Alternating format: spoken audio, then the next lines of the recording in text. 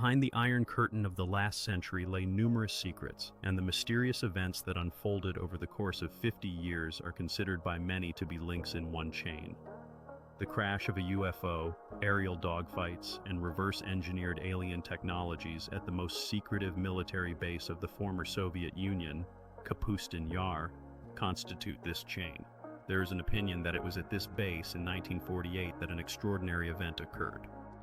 Suddenly, a cylindrical craft appeared above the most classified Russian facility. Joseph Stalin, who showed interest in crashed flying objects, was aware of the events. One of the witnesses claims, "I know that UFOs visited Kapustin Yar. This place was at the top of the list of monitored sites. What lies behind the barbed wire at Kapustin Yar?" For the first time, classified reports about this alleged crash of an unidentified object are being revealed. The question is whether these events helped the Soviet Union in researching technologies and if they won the space race. One of the experts notes, "I am sure the Russians did everything possible to replicate technologies that could have come to them from the Americans, Germans, or even from aliens." Listeners will be able to hear recordings from the air of this ultra-secret Soviet base for the first time. Aerial photographs of Kapustin Yar have never been shown before. Let us take a look into the deep bunker of the UFO Research Center at Kapustin Yar, where the most unusual objects were buried in the ground. This is a kind of secret within a secret. The incident that occurred at Kapustin Yar in 1948 remains a mystery of the Soviet era, an event that UFO researchers still refer to as the Russian Roswell. This is Kapustin Yar, one of the ultra-secret sites located approximately 100 kilometers southeast of the former Stalingrad and 800 kilometers south of Moscow. Established by the personal directive of Joseph Stalin, Kapustin Yar became the oldest and largest Russian military facility of its kind. Over the last 60 years, conflicting rumors about what is happening there have circulated. Kapustin Yar was and remains the first Russian space launch site located in the Astrakhan region at the lower Volga. Vladimir Semyonov, who worked in the KGB for 26 years, recalls, "In Kapustin Yar, everything was completely secret. There was nothing unclassified there." Sergei Khrushchev, the son of the former leader of the Soviet Union, adds, "Less than a year after the news of the UFO crash in Roswell appeared in headlines around the world, there was also contact with a UFO and a crash of an alien ship at this Russian base." On the 19th of June 1948, early in the evening, according to reports from the air traffic controller monitoring the airspace over Kapustin Yar, a strange object appears on the radar screen. At the same moment, a pilot of a MiG, located 10 kilometers from the base, sees a large cigar-shaped UFO of silver color in front of him. The pilot transmits a message to the base that he has been blinded by an unusual bright beam. Russian pilots had encountered UFOs even before this time, particularly in 1948, and even attempted to attack, which led to significant troubles. There is a suggestion that by order of the commander-in-chief of the Soviet Air Force, Gagarin, the pilot pursued the UFO for almost 3 minutes before launching a missile that ultimately shot down the object. However, unlike Roswell, the report of this crash did not make it to the pages of newspapers. In 1948, a cylindrical object suddenly appeared over the secret base. MiGs take off in alarm, and an aerial battle begins. The Russian pilots demonstrate excellence in their actions. Imagine the scene. The aircraft is positioned directly above the unidentified object, the MiG fires all its missiles, and then a directed beam of particles explodes the aircraft. Reports suggest that the pilot, blinded by the beam, lost control of the aircraft or was shot down by the flying object using unidentified weaponry. The pilot perished. What weapon did the aliens use? What did they shoot with? Perhaps the Russians employed beam weaponry. The installations on the MiG fighter were a standard armament set of that time. The pilot fired from both machine guns and primitive rockets. However, somehow this MiG managed to penetrate the anti-gravity shell surrounding the unidentified object. The cigar-shaped craft could no longer remain airborne and crashed to the ground. This event stunned many. Russian search teams were thrilled when they managed to acquire the spacecraft. It was placed in underground bunkers in Zhitkara, and thus began the secret Russian program for the study of UFOs. Bill Burns, the publisher of a magazine about UFOs, noted that any country strives to acquire a flying saucer and its fantastic weaponry. Stanton Friedman, a nuclear physicist and ufology lecturer, added that the crash of 1948 was just one of many strange incidents that turned Kapustin Yar into a mysterious version of American Roswell and Area 51. The Soviet Union needed to have what the United States already possessed. They had a crash in Roswell, and they had technologies that were developed by the beginning of the 1960s.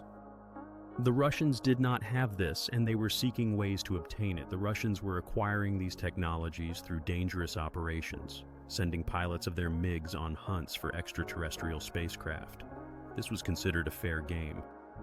Since its establishment in the early 1940s, Kapustin Yar had been shrouded in a veil of secrecy.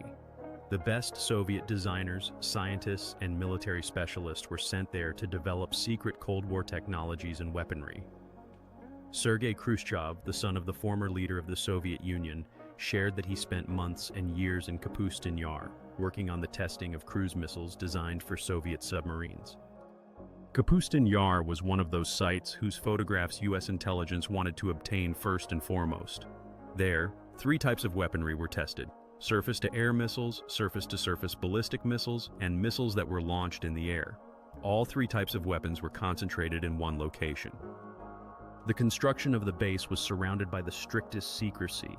When the Soviet military decided that a small town located nearby was too close to the base, its population was evacuated, and the town itself simply vanished from the face of the earth. This town was called Ejected. It was located just a few kilometers from the Kapustin Yar testing base. The Russians likely decided that it was better to eliminate the town so that its residents would not see what was happening. Many researchers believe that the name Ejected was transferred to a classified underground center for UFO research located near Kapustin Yar. In Kapustin Yar and Ejected, emergency unidentified flying objects and alien corpses were stored. Ejected became the equivalent of Area 51 at Nellis Air Force Base on Groom Lake in Nevada. Different countries store UFO technologies in special classified locations and attempt to crack them to understand what they are and how they can be reproduced. However, long before the crash of 1948, the territory around Kapustin Yar and the sky above Russia were places where many other contacts with UFOs occurred, as detailed in documents. Some data dates back to times when the Soviet Union did not yet exist. Russia has a vast territory, and UFOs have been observed above it for thousands of years. Paul Stonehill, co-author of the book UFOs in the USSR, mentioned one of the most famous sightings made by the traveler Ibn Fadlan in the year 950 of our era. He and his companions noticed strange objects in the sky that greatly frightened them. The locals merely laughed at the rumors of mysterious celestial beings, claiming that such phenomena occur quite frequently. These events resembled battles from the modern film Star Wars. Legend has it that the thrilling aerial battles gave Arab warriors strength and courage to crush their enemies the next day. In the 17th century, there was a significant influx of UFO sightings in Russia. The objects described by witnesses resembled comets in the shape of fireballs. One such object appeared over one of the northern lakes. On the 15th day of August in the year 1663, a loud crash was heard from the heavens. From the clear sky, a huge fireball descended onto Lake Rob, preceded by 2 fiery beams. The sphere flew from the south to the west for a distance of about 500 meters before disappearing, but soon returned. It hovered over Rob Lake for an hour and a half, instilling terror in those who saw it. According to further accounts, fishermen were burned by the fire and flaming fish were thrown onto the shore trying to escape from the menacing sphere. Observations of fireballs in the territory of the Soviet Union, now the Russian Federation, were indeed very high. Approximately half of all sightings concerned glowing spheres or spherical UFOs. In the year 1892, another extraordinary spectacle occurred over Moscow. One of the eyewitness reports was published in the Russian newspaper Svet on the 17th of March. Beams of light directed straight down to the ground formed a conical bundle of the color of ordinary flame. These bright beams could be compared in intensity to street electric lamps. The point from which they originated remained stationary, and the beams were visible for 20 to 25 minutes.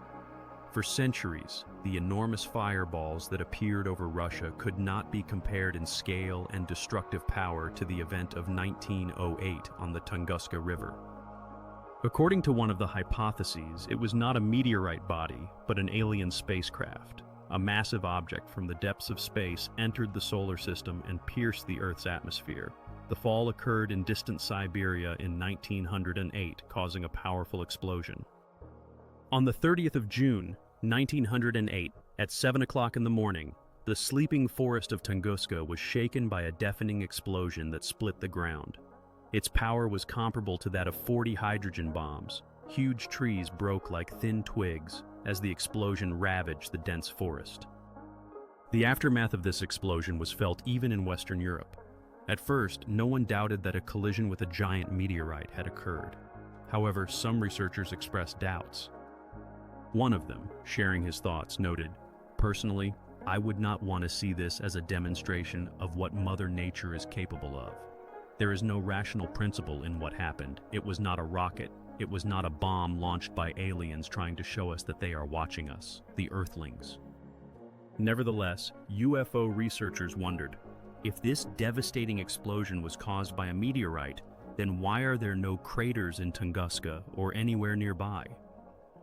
This fact has remained difficult for scientists to explain until now. Some referred to this event as an explosion, while others called it an implosion.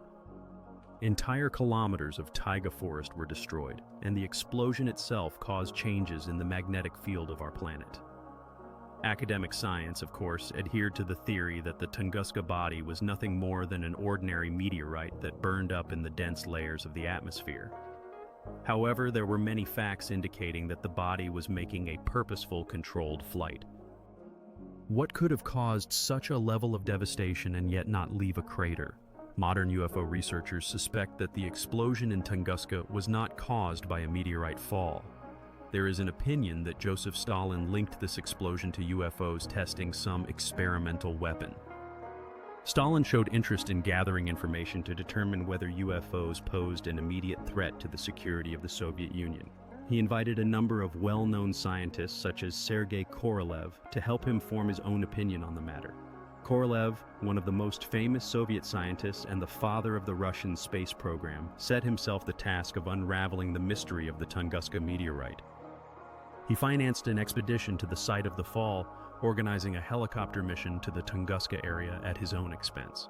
Despite the fact that Korolev never met Stalin, some researchers attempted to prove the opposite, but found no records or confirmations. Stalin apparently was already doubting that it could have been a meteorite, and suggested that it was some kind of spacecraft. Researchers were supposed to find fragments if it truly was a ship and attempt to reproduce them for military purposes. Korolev discovered that many consequences of the explosion were still noticeable in Tunguska. However, the most shocking finding was the radioactive metal fragments at the explosion site, which were not characteristic of either asteroids or meteorites. The site of the Tunguska meteorite fall, if one continues the line of its movement, led to an interesting object that Russian amphibologists call the Devil's Graveyard. These are fields with a diameter of about 300 meters, where no plants grow and animals constantly perish. In the center is a large depression, a crater of about 50 meters. Here, the radioactive background is constantly elevated, and very incomprehensible things occur. There are legends that Korolev personally informed Stalin in a private conversation that the cause of the explosion in Tunguska was indeed a UFO, fragments of which are still scattered across the taiga. However, in his completely classified official report, Korolev provided a different explanation. The explosion in Tunguska was the result of the fall of a gigantic meteorite. It was important whether this information served the interests of the bureaucracy. If so, then good. If not, then this information simply does not exist. Some speculate that the radioactive debris from Tunguska was transported to the underground part of the Kapustin Yar base in Ejected. Every country keeps UFO technologies in classified locations, and the Soviet Union primarily kept everything in Ejected. where scientists tried to figure out what these technologies were and how to use them. The security around this base was at the highest level, up to and including shoot-to-kill orders. Were Stalin's scientists using the UFO fragments to develop their space program and the nascent missile defense system? At the head of this program were several individuals who truly advanced space science. Fred Kulik from the California Institute of Technology notes that the scientists of this program were directly subordinate to Stalin and later to Khrushchev. It is reported that in the pursuit of UFO technologies that could help win the space race against America, the highest military leadership of the Soviet Union ordered MiG pilots to shoot down unidentified flying objects, just as they had done during World War II. This occurred just before the crash in Russian Roswell in 1948. From that moment, they faced two problems regarding UFOs. The first was the desire to acquire new technologies in order to outpace others with their flight technologies. The need for constant combat readiness was critically important, as there was a threat that aliens might undertake something new. In the context of escalating tensions, the Russians had no choice but to send their pilots to intercept UFOs. With the spread of information that the wreckage from Tunguska and the 1948 crash were under investigation in Chitkurah, Russia's opponents in the Cold War began to show increasing interest in what was happening above and below the secret military base. In 1950, CIA agents in the Soviet Union reported UFO sightings, which drew the attention of American authorities to events in the USSR. At the beginning of the Cold War, the Soviet military test site Kapustin Yar became a center of secret activities related to the development of the latest weapons and rockets. After World War II, when the atomic bomb was created, the Russians failed to develop compact nuclear weapons, which forced them to build large rockets for transporting heavy bombs. While the United States managed to reduce the size of bombs and rockets, the Russians continued to rely on large rockets, which also gave rise to their space program. In 1951, a disturbing document was found, reporting significant progress by the Russians in creating nuclear weapons and delivery systems over the past 18 months.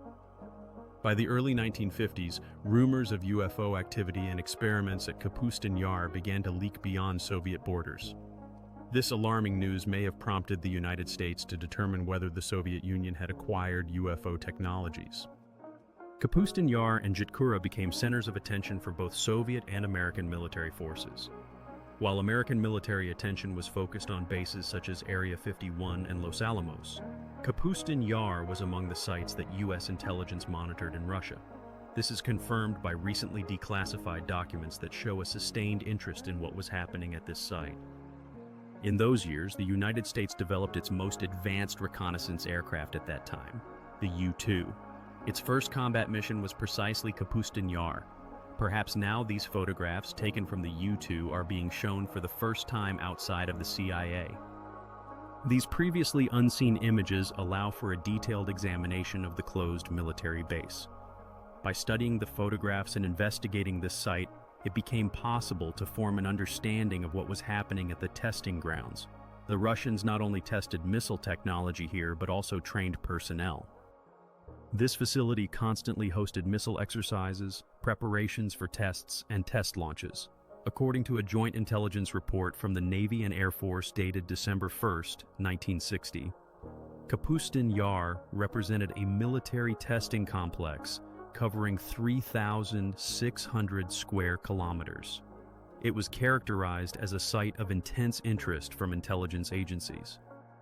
At that time, it included at least 4 complexes for launching ballistic missiles, 14 launch pads, a precision tracking radar system, and 3 runways. What was once not visible to the U-2 reconnaissance aircraft can now be seen in an exclusive underground journey through a site that may have been the brain center of all Soviet activity in the field of UFOs, a journey through Chitkurah.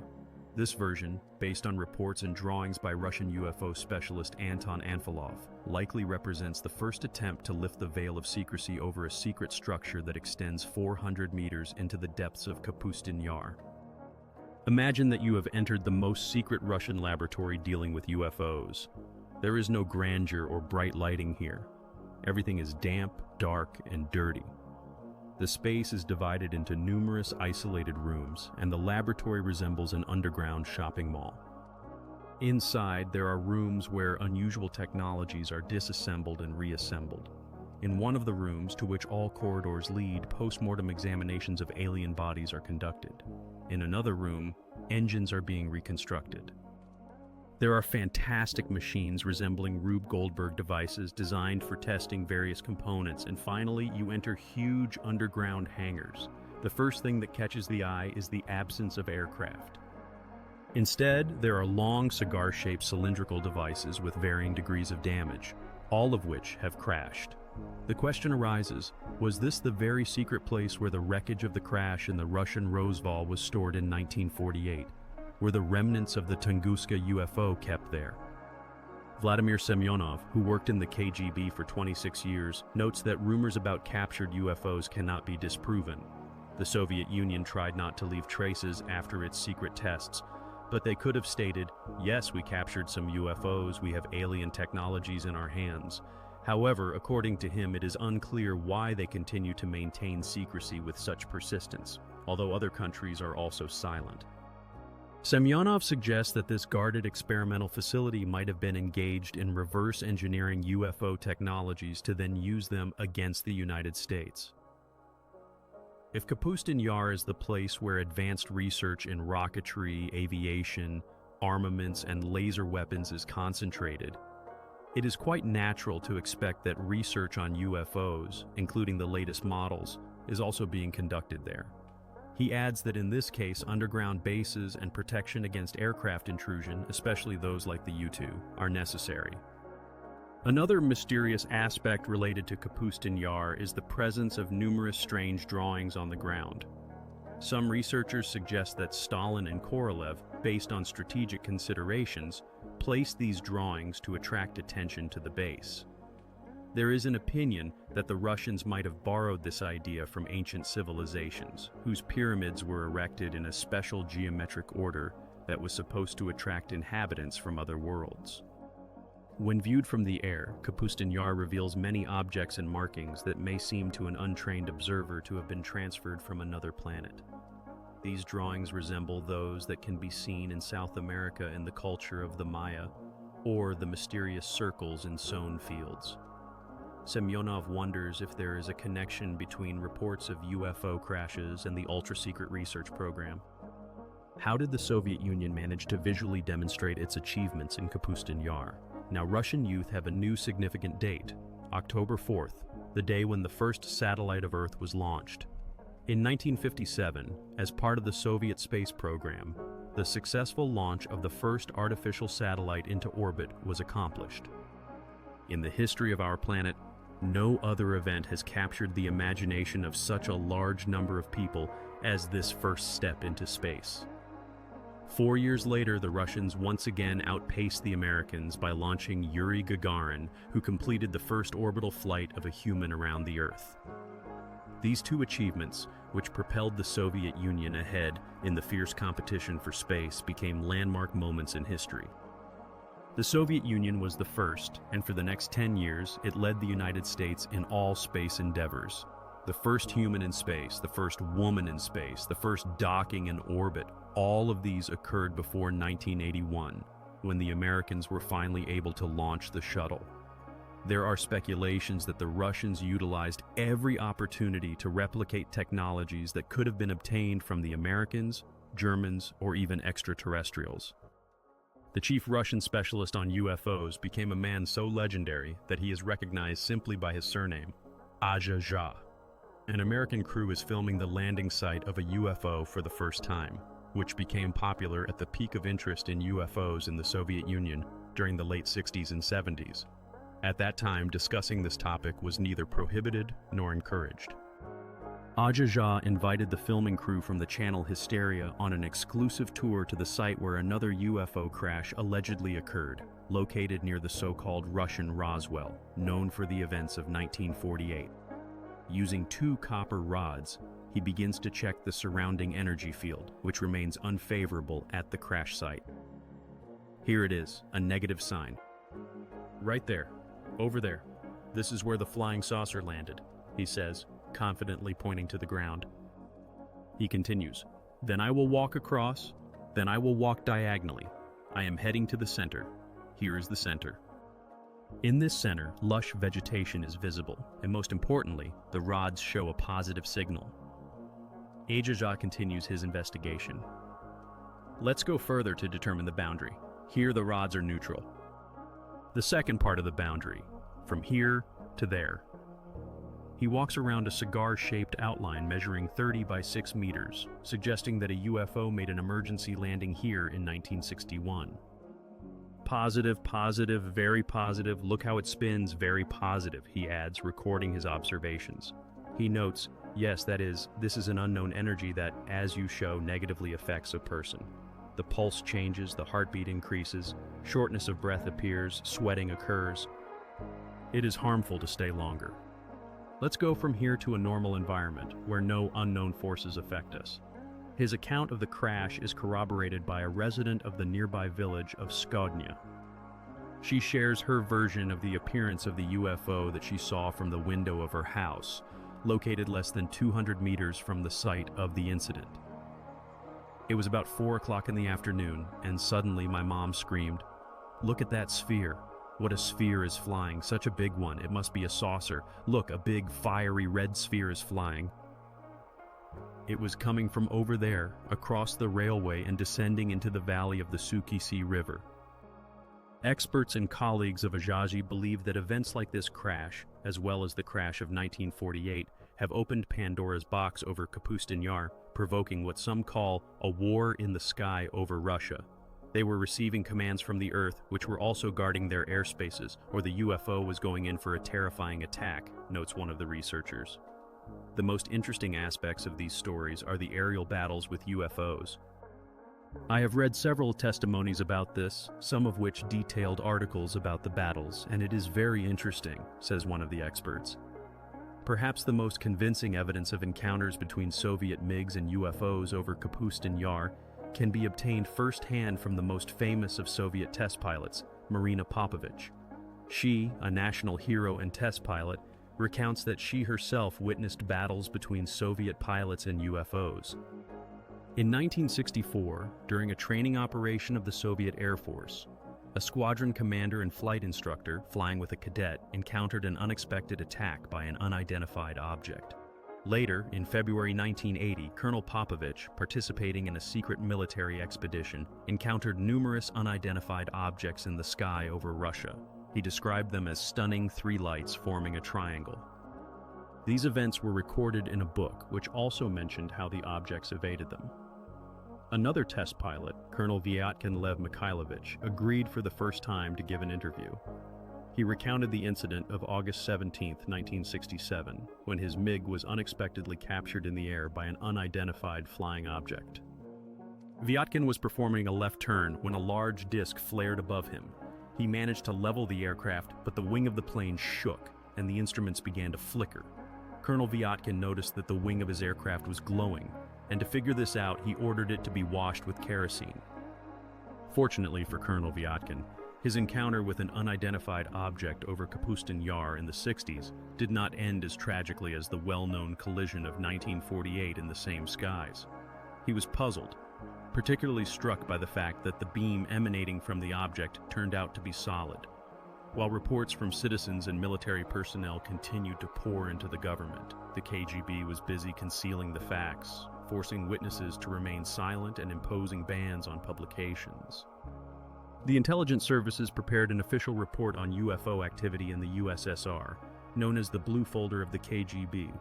As one of the experts noted, Americans would never understand this. To grasp the power of the KGB, one had to be inside that organization. During Stalin's time, the KGB wielded incredible power. The Blue Folder compiled and studied materials over a span of 20 years from the mid-60s to the mid-80s. This document became the result of one of the largest investigations into UFOs and consists of 124 pages, access to which was opened in 1990. Many are convinced that this is not all that the KGB had. The Blue Folder contains thousands of reports on UFO sightings, their interactions with the military, and the crashes of these objects, all described in minute detail. According to the documents of the Blue Folder, on the 21st of March 1990, between 10 and 11:30 in the evening, residents of dozens of Russian cities located near Kapustin Yar witnessed the appearance of a UFO. In one written report by a KGB officer, it was noted that a significant number of residents from the surrounding cities observed the appearance of a UFO, in some cases even two objects. One eyewitness described how a beam of light emanated from the object, illuminating the Earth's surface. Given the multitude of rumors and discussions about UFOs, the government sooner or later had to turn to its special services with the question, what is happening? Explain. That is why the KGB was forced to create this folder with testimonies from witnesses who truly saw something or believed they had seen something. Some wondered whether the incident of 1990 could have been a routine test launch from Kapustin Yar or if it was yet another incident related to UFOs. Had the Soviet Union not collapsed in the early 90s, perhaps the chilling testimonies of first-degree contacts in and around Kapustin Yar would have remained yet another dangerous secret of the Soviet era. Over time, much has changed. If we talk to the older generation, then, of course, there can be no conversations on this topic. But nowadays, everything is absolutely different. The younger generation lives in a different society and believes that they have much more freedom. This new freedom in Russia has helped the producers of the program obtain Soviet military footage through official channels, which you will hear now. In the 1950s and 60s, Soviet military personnel faced a number of accidents during the launch and testing of rockets. At the secret base, disasters followed one after another. The question remained, were these ordinary incidents or retaliatory attacks by UFOs? Among the many rumors, one of them caught attention. It was said that 4 Soviet launch vehicles were blown up on their launch pads by aliens, as the Russians continued to attempt to shoot down flying saucers. In the footage that was hidden for 45 years, a Soviet military operator captured the wreckage of 2 UFOs in the form of fireballs. Reportedly, they crashed at Kapustin Yar early in the morning of the 3rd of June 1960. No one not associated with the military or the KGB would ever have known what was recorded on this tape. The screams of 3 firefighters can be heard as they escaped from a massive fireball that, according to reports, continued to expand, causing new powerful explosions in the area for an hour. It is believed that one of the UFOs destroyed 3 Soviet rockets on their launch pads, while the other struck a rocket fuel storage facility and obliterated it. All of this happened just a few meters from Ejected, an underground facility engaged in UFO research. The remnants of the 2 alleged UFOs that survived the incident were quickly transported from the base to Ejected. Imagining that Earth for aliens might be an undeveloped colony, one can assume that they need our resources.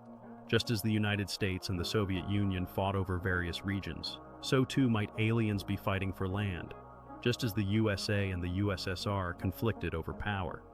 During Stalin's time and immediately after, discussing such topics was forbidden.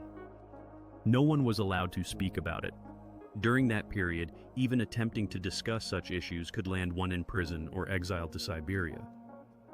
Can all these UFO sightings and the presented evidence of their existence be logically explained? Do these strange events really happen in Russia? Yes, believes Kim Murphy, a reporter for the largest American newspaper. In May 2005, the news that a certain lake located 3 hours' drive from Moscow had simply vanished reached the Moscow bureau of the Los Angeles Times. Kim Murphy went to the site upon hearing about the mysterious disappearance. She noted, "I do not believe this story. It cannot happen." However, when she arrived at the location several days later, on the front page of the newspaper dated May 27, 2005, she described how she discovered a huge hole in the ground. The only person who witnessed what happened described the lake's disappearance as a terrifying vortex, as the water quickly sank underground, leaving only a dent. Vanishing lakes, fireballs in the sky, reports of cigar-shaped UFO attacks. Russia continues to be a country of incredible mysteries.